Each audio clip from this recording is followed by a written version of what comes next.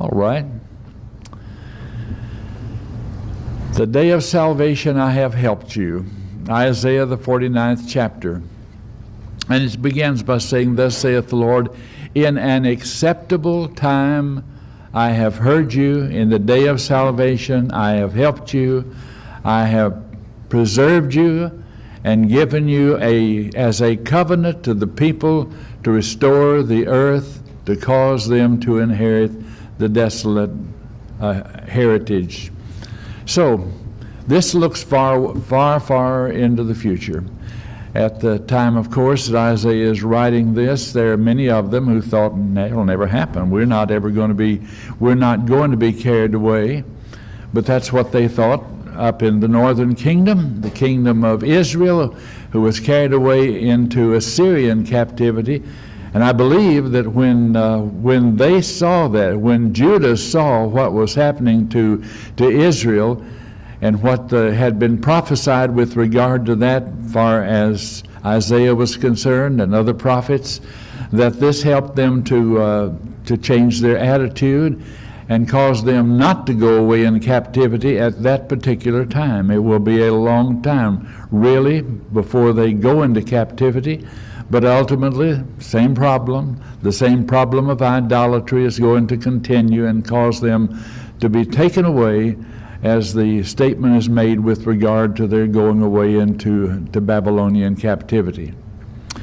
So as they're carried away, and as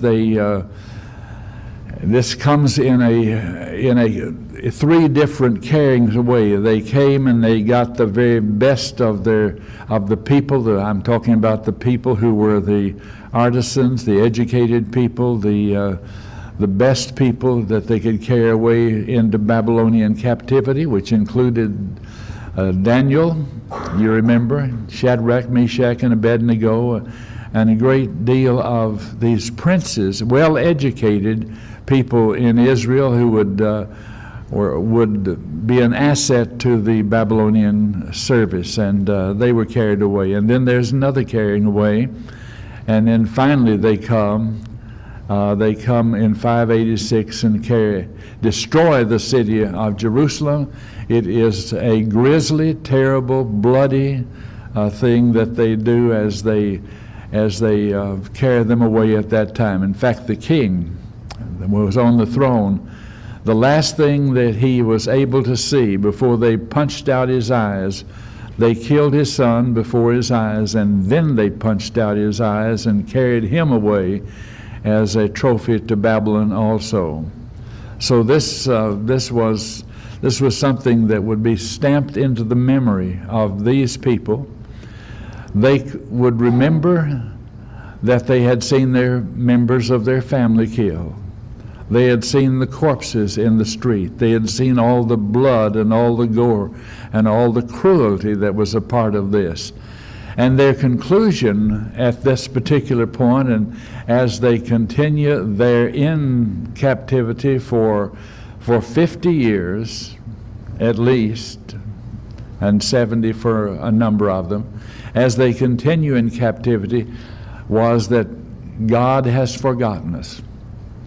God is not interested in us. We have been abandoned by God.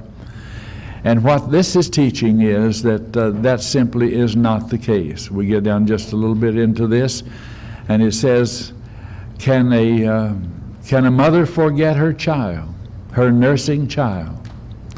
And all of you that are mothers recognize that that's simply something that cannot happen. You cannot forget. Even when the child dies, when you lose the child, you simply cannot forget. You can't just really turn the page that easy to forget your children. But in this point, he is saying, Thus saith the Lord, in an acceptable time I have heard you. In the day of salvation I've helped you. Now, God is going to remember, but it's going to be on His timetable. God is going to come and bring them out. It's not that He has forgotten them, but it will be according to the time that He has set.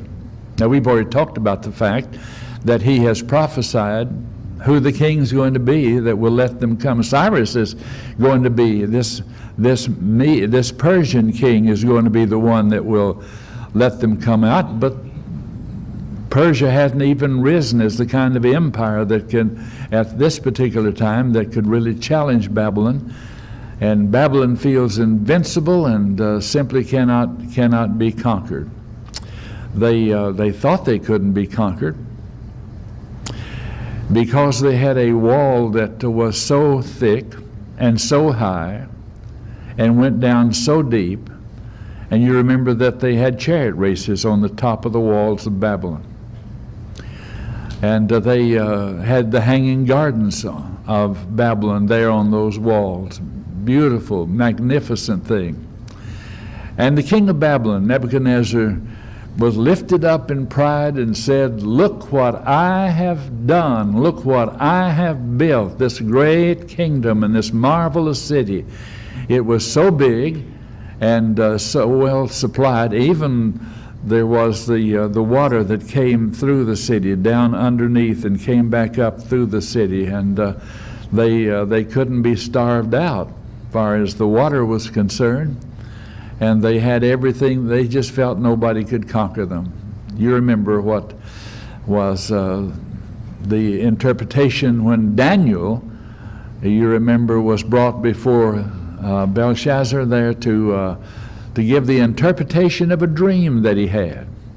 The dream was with regard to some handwriting on the wall, and he couldn't understand what the handwriting on the wall was all about. He had brought the king had brought the vessels of the ministry in, and he was having a drunken feast with the vessels of the ministry out of the temple in Jerusalem.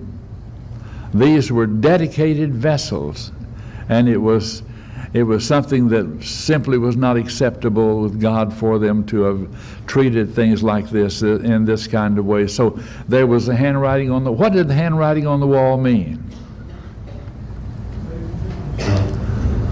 All right. Now we sometimes have handwritings on our wall. It means we have little children that get some crayons and they start writing on the wall. But this was written on the wall by a hand, just a hand that came, and it caused his knees to smote together. I don't know whether you've ever been frightened enough that your knees start shaking when they start knocking together, and then that is a frightening experience, and that was the case with him. He wanted to know what it meant. Mene, mene, tekel, upharsin. Thou art weighed in the balances and found wanting. He was weighed in the balances and found wanting. His kingdom would be given to another. That's what that was all about. So that's when that kingdom came down. The Medes and the Persians came in. This invincible kingdom could be conquered because they diverted the river that went under the walls of the city. They diverted the river, came in that way into Babylon and conquered Babylon, and it was the end of all of that. That sets the stage for Cyrus, who will very shortly be the one who will be on the throne and will let them go back home. But it's going to happen when? In an acceptable time. In the time that is acceptable. And so Paul says, as he writes to the Corinthians, now is the accepted time. Today is the day of salvation. Sometimes people just want to put it off, don't they? Very often they want to continue a little bit longer in sin. I like that statement that you remember that Moses, when they had the plague of frogs, and the frogs were in the ovens and in the beds and everywhere, and finally Pharaoh says, we've got to get rid of these frogs, and calls for Moses to come, and he wants to get rid of the frogs, and he's willing to ostensibly repent and do things better as far as that's concerned. And so Moses says, when shall I remove the flogs? You know what he said? Tomorrow. I would have said tonight, if you don't mind. Let's just do it right now. But a lot of sermons have been preached on one more night with the frogs. There are a lot of people who want to have one more night with Satan and with sin and put off doing what's right. One more night with the frogs. So, in an acceptable time. What is God's acceptable time sometimes is not the acceptable time with men. They want to do it later. They want to have deathbed repentance. I remember an old boy that when I grew up with a rough crowd in a rough little community and everything. And this one fella that I liked him a lot, but he wasn't a Christian. And after we grew up a little bit, this fella did a few things that were wrong. One of the things, though, that was really stupid was that he didn't pay his electric bill. They cut off his electricity. He climbed the pole and tried to turn it back on because it was really very, very cold in North Alabama, and he electrocuted himself. That's what happened. And there were people who said, that were not Christians, who said, I want to be saved like he was saved. He repented on his deathbed, is what happened. I mean, I didn't kill him immediately. He repented that way. But it's ridiculous for people to say, I want to wait. I want to live all of my life in sin, and then I'll repent at the last minute. So, what is the acceptable time for God? Now is the accepted time.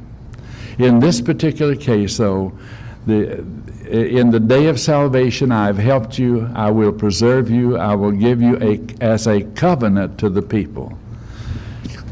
He's giving Israel as a covenant to the nations, to the people, far as the world is concerned, as of God, as a covenant far as God's salvation. He wants them to see. Not only does God want to have a tremendous influence on Israel, He wants to have a tremendous influence on the nations round about, on the world, for them to understand that not these idols are gods, that Jehovah is the only God. And He's saying, I will give you as a covenant to the people to restore the earth, to cause them to inherit the desolate heritages. Here is the heritage.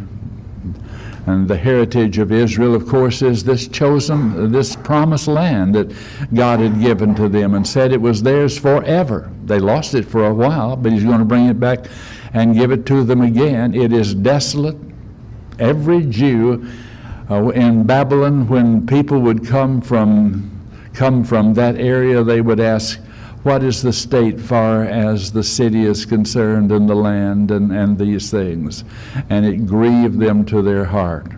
You read Nehemiah asked the question with regard to the city of Jerusalem, what the state was, and it grieved them that the walls had not been built, that the gates had been burned and all of that.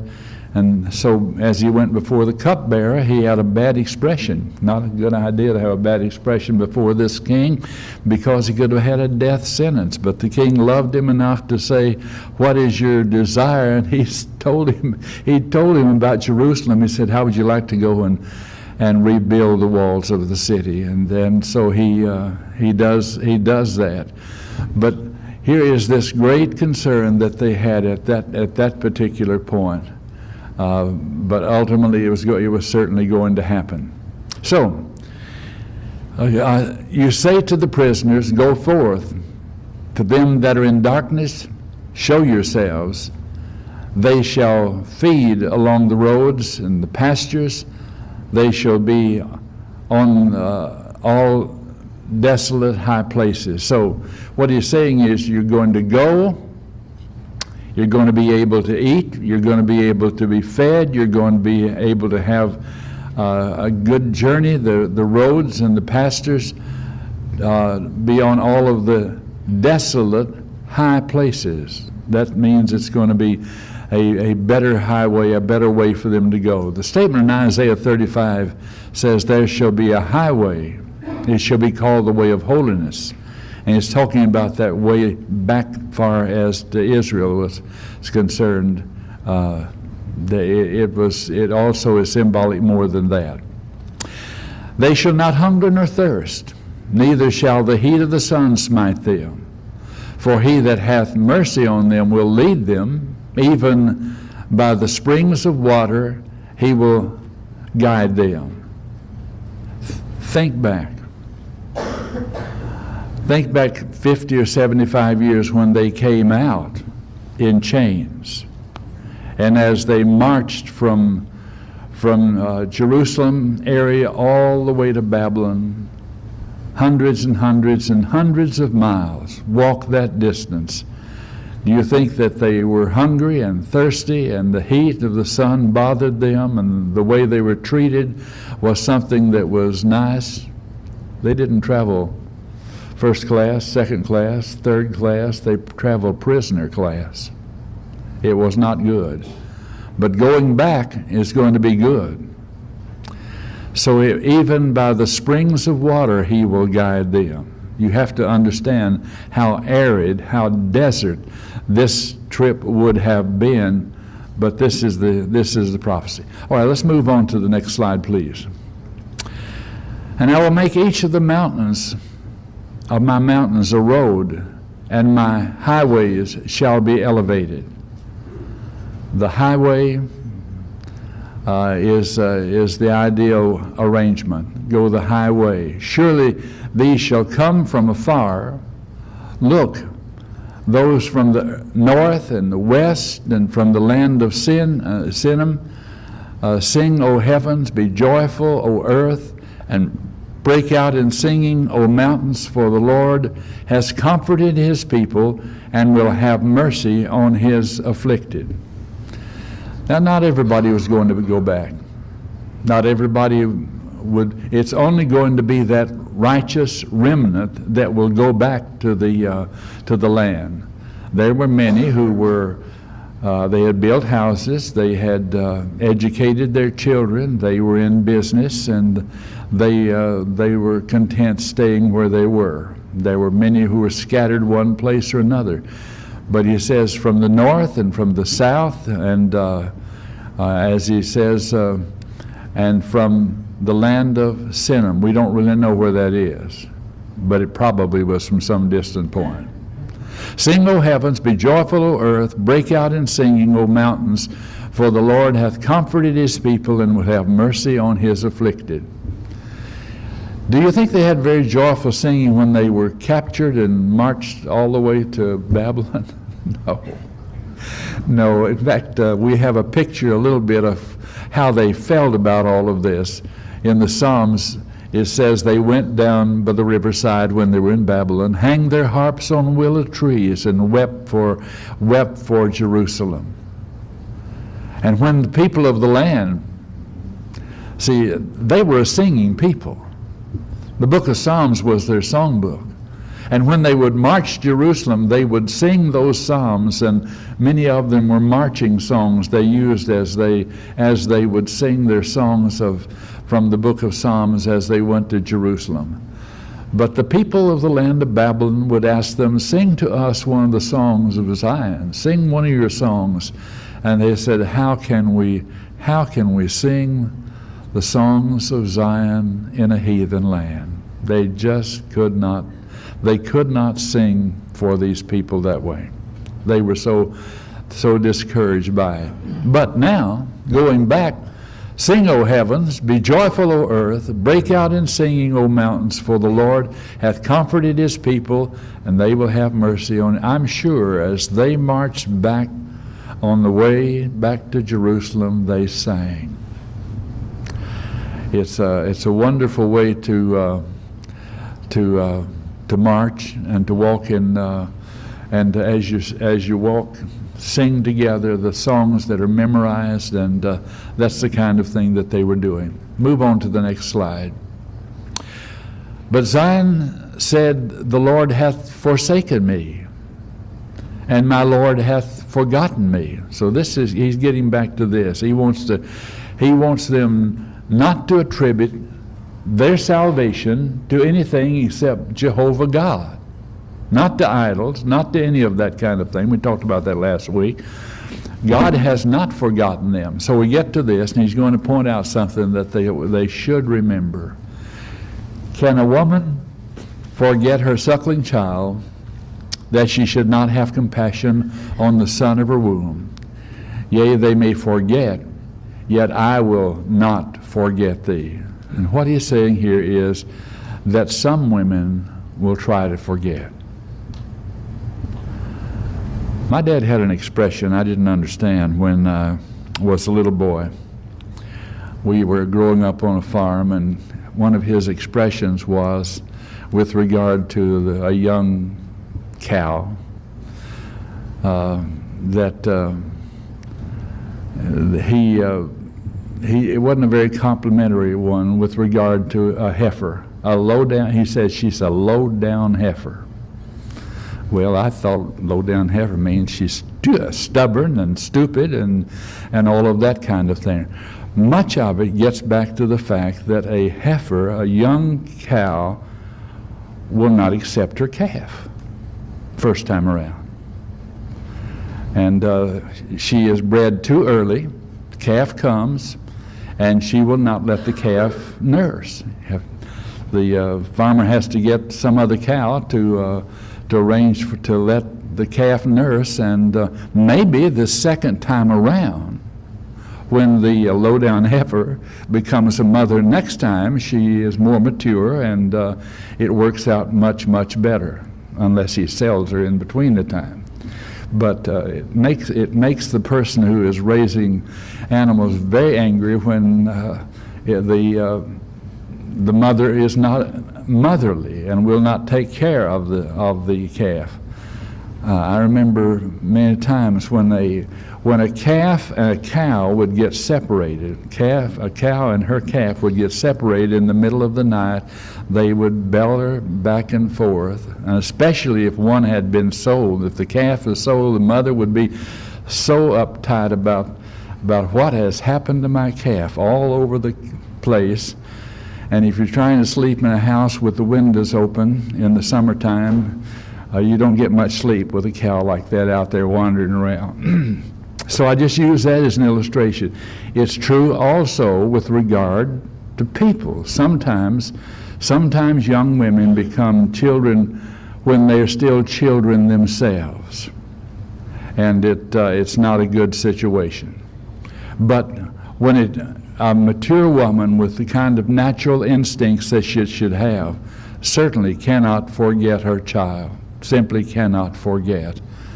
And he says, they may forget, some of them, yet I will not forget thee. God is saying that he would never forget. What does the Lord say with regard to us? I will never leave thee, I will not forget thee. Lo, I'm with thee always, even to the end of the earth. So he says in verse 16, behold, I have graven thee upon the palms of my hands. Thy walls are continually before me. Thy children shall make haste, thy destroyers, and they that make thee waste shall go forth from thee. Now what are you saying here with regard to graven on the hands? Many times those who were the servants would be written on the hands of the servant and on the hands of the master. And that's what the Lord is saying. He's not going to forget them. He is attached to them, and he would continue to remember them. Behold, I have graven thee upon the palms of my hands. Thy walls will are continually before me.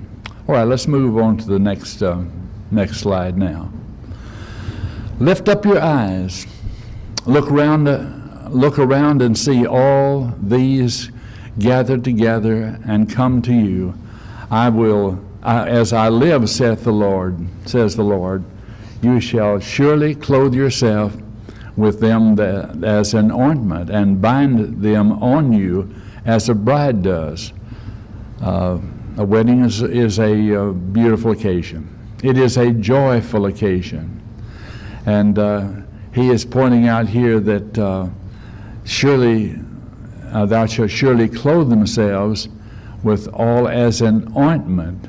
This ointment is something that's a sweet smell for your waste and your desolate places, and the land of destruction shall even now be too narrow for reason of the inhabitants, and they that swallow thee up shall be far away. So what he's saying is those that have swallowed you up, those that have come in to carry you away, whether it would be the Assyrians or the other nations round about, or the Babylonians, that they shall be far away.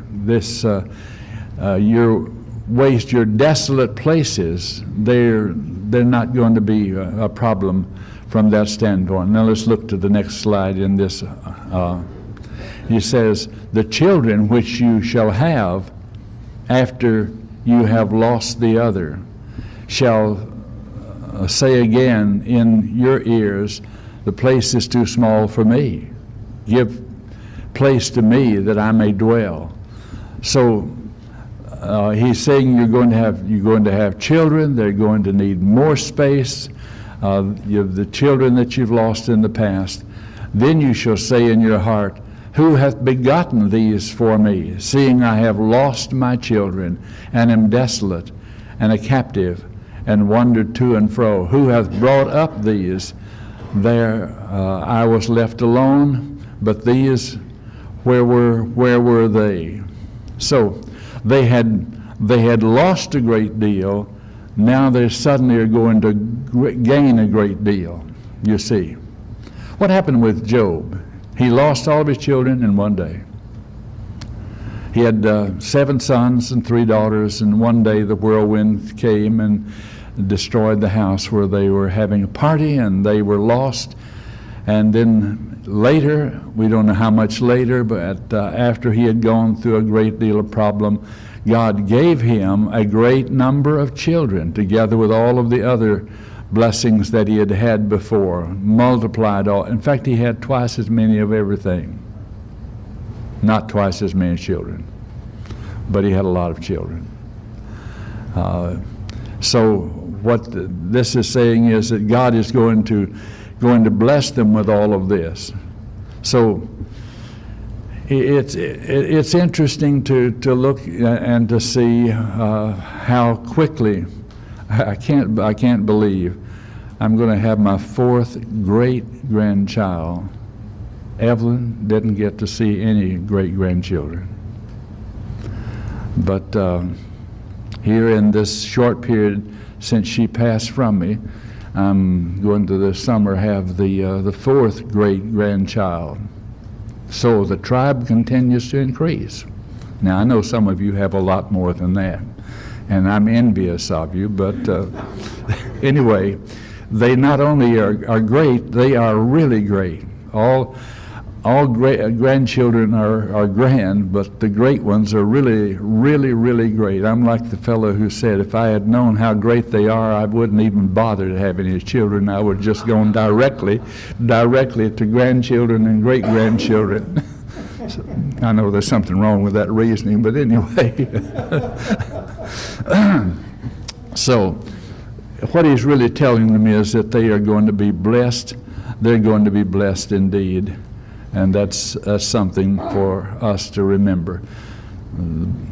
In Psalm 127, it says, children are an heritage of the Lord, that the one who has many of them is blessed. All right, let's move on now to the next slide. Thus saith the Lord, behold, I will fill up my hand in an oath to the nations, and set up my standard for the peoples, and they shall bring your sons in their arms, and your daughters shall be carried upon their shoulders, And the kings shall be your foster fathers, and their queens your nursing mothers. And they shall bow down to you with their face toward the earth, and lick up the dust of your feet. Then you shall know that I am the Lord, for they shall not be ashamed who wait for me. This is almost unbelievable, isn't it? They feel like we have been the offscouring of the earth. We have been slaves. We have been exiles. We've had nothing, and now we're going back, and he's saying here that these kings shall be your foster father, the queens your nursing mothers. They're going to bow down. They're going to bring your children in their arms and carry your daughters upon their shoulders, and all of this is going to happen. So, you see, he's saying these things should cause you to be comforted. Now, the people immediately to whom this is written will not see this. It will be another generation, and really another generation. But they are to understand that their children will see this. Their children will, and they would be pleased that this would. God had not forgotten them. In an accepted time, this would happen. They would come back out of captivity. Now, we need to remember that God's people were not everything they should have been. But they are the people that through which Jesus Christ will come. And so the Lord is going to fulfill his promise to Abraham and Isaac and Jacob, and his promise to David that one would sit upon his throne. And out of that family that there would be this one who would bless all of the earth. So it's important that they preserve the nation of Judah and the house of David and all of these things, in spite of the fact that they hadn't been what they should have been. But nevertheless, the better ones carried away have an entirely different attitude, incidentally, than the ones who are left back in the land. Let's move on to the next slide. Shall the prey be taken from the mighty, or the captives from the righteous delivered?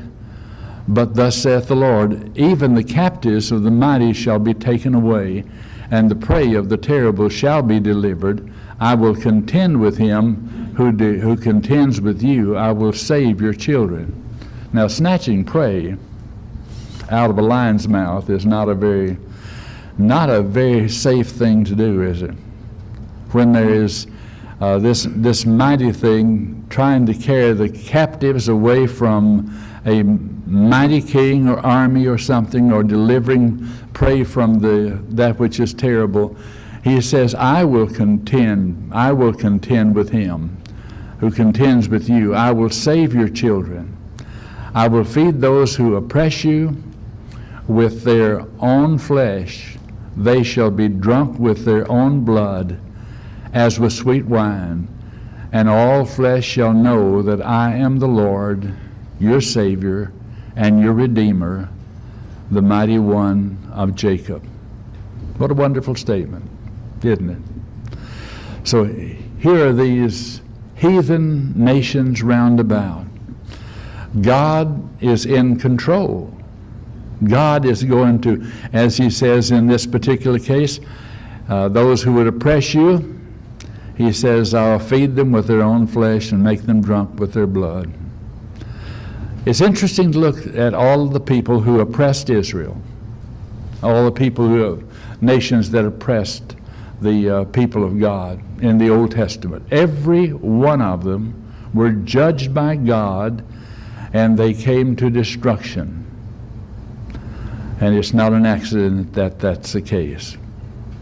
God many times used these heathen nations for his own purposes, but ultimately they would be punished, and this would be true with all of those that came against Israel. But what they should have learned in all of this is that God rules in the affairs of men, setteth over the kingdoms of men whomsoever he will.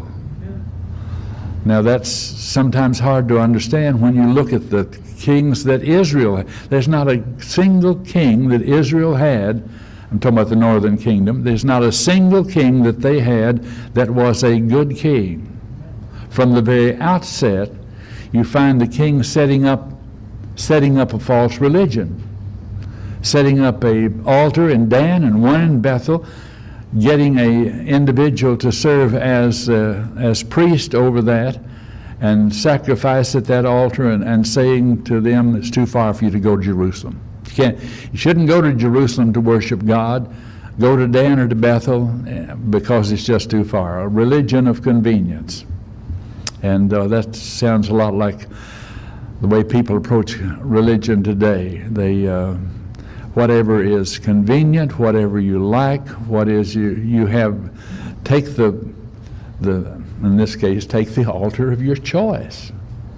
And that's the way people are today. They want to have their choice.